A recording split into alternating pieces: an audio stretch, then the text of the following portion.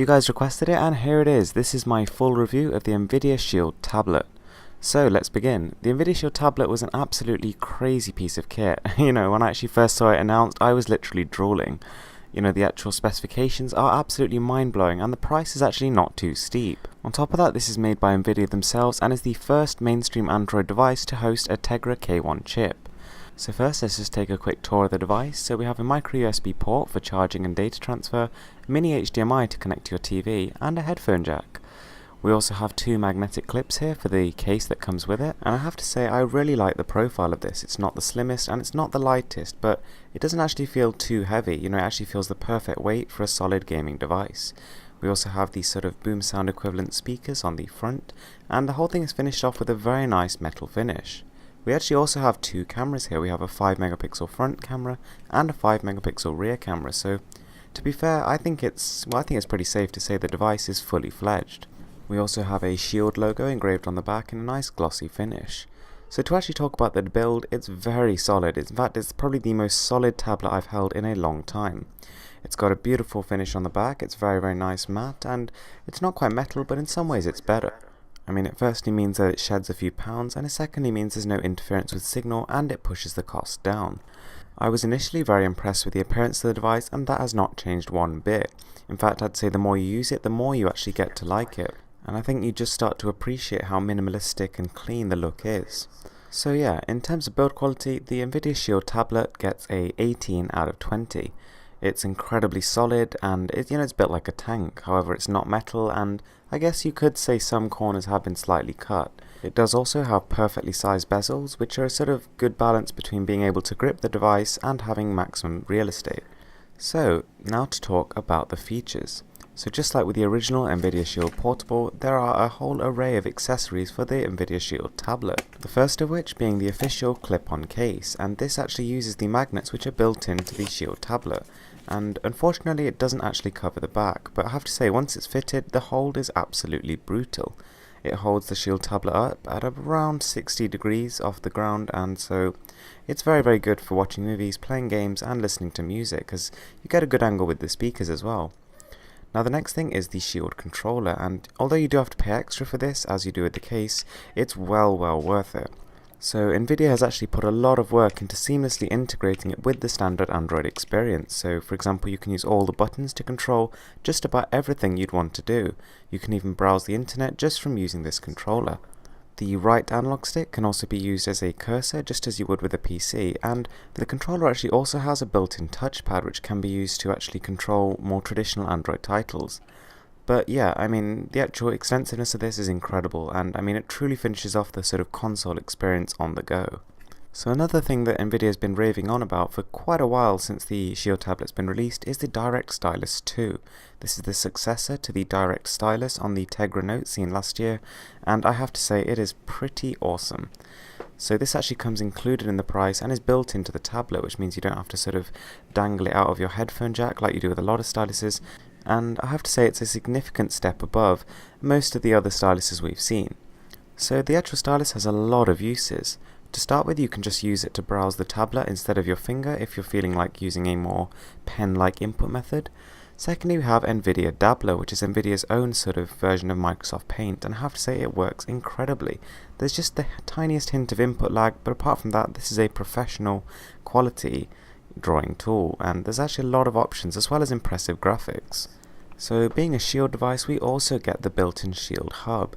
Now this actually alone is not really a massive benefit, but it does actually sort of fast track you to the games that are actually going to use all the GPU horsepower on offer.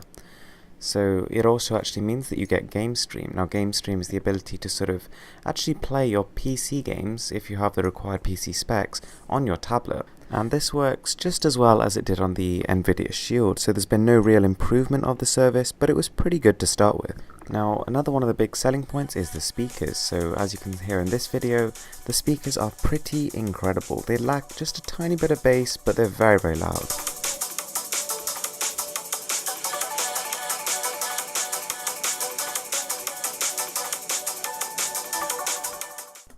So the Nvidia Shield Tablet also has a very useful feature called full screen mode. Now, unlike full screen immersive mode seen on other KitKat devices, this is permanent, so this is full screen throughout the whole Android experience, which means that you actually get more real estate when doing everything, and it means that you automatically get a full screen immersive mode on any game, even if they don't actually support it. Now, it's also worth remembering that the Nvidia Shield is an Android device, which means that even if you're not buying it for the gaming features, you've still got access to every single thing that you would come to expect from a Nexus or a Samsung or anything else, so you can start to see how this is actually a very, very good buy. So as for features, I'm giving the Shield Tablet a whopping 27 out of 30. Now, moving on to performance, which is arguably the most important factor when buying an Android device. The Nvidia Shield Tablet is a monster. There hasn't been an Android device I've ever used that has been this quick. Whether it be web browsing, interface browsing, gaming, or doing anything, it's just flawless. I mean, nothing seems to touch this tablet. It also scored a record-breaking mark on the SunSpider benchmark, which measures Java and Flash performance. So playing games on this device is literally perfect. First of all, it's 8 inches, which means it feels significantly bigger than 7 while still being wieldy.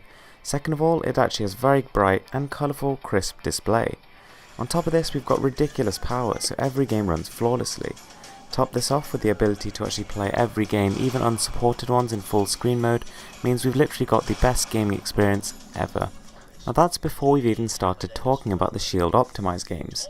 So games such as Trine 2, Dungeon Defender's Eternity, and Fly Hunter Origins are all just examples of games that are actually made specifically to use the power of the Tegra K1. And just look at it, this game is indistinguishable from its PC counterpart. And this is the first time I've ever seen an Android device which has done that. So admittedly the actual list of games is pretty low, but then if you actually consider how long these games take you to complete, they are literally full console games which have been enhanced for the Tegra processor, include pretty much all the DLC, and they're actually coming in at a lower price tag. So, I mean, I think the value here is ridiculous. If we actually take a look at some of the benchmarks, for example Quadrant or Antutu, the results are similarly mind-blowing. Like, literally, this thing absolutely blazes through it. I mean, bear in mind I have fast-forwarded this bit, but when you actually see the results, you will be pretty taken aback. The Nvidia Shield Tablet scores 42,700. Now bear in mind my HTC One M8, like the second fastest device, just scores 32,000, so the Nvidia Shield Tablet is literally off the charts. The benchmark itself is telling you that it's incomparable because it's literally the #1 performing device ever to be released. So the Nvidia Shield Tablet is getting a 47 out of 50 for performance. So I'm guessing that by listening to this review, you kind of know that I like this tablet.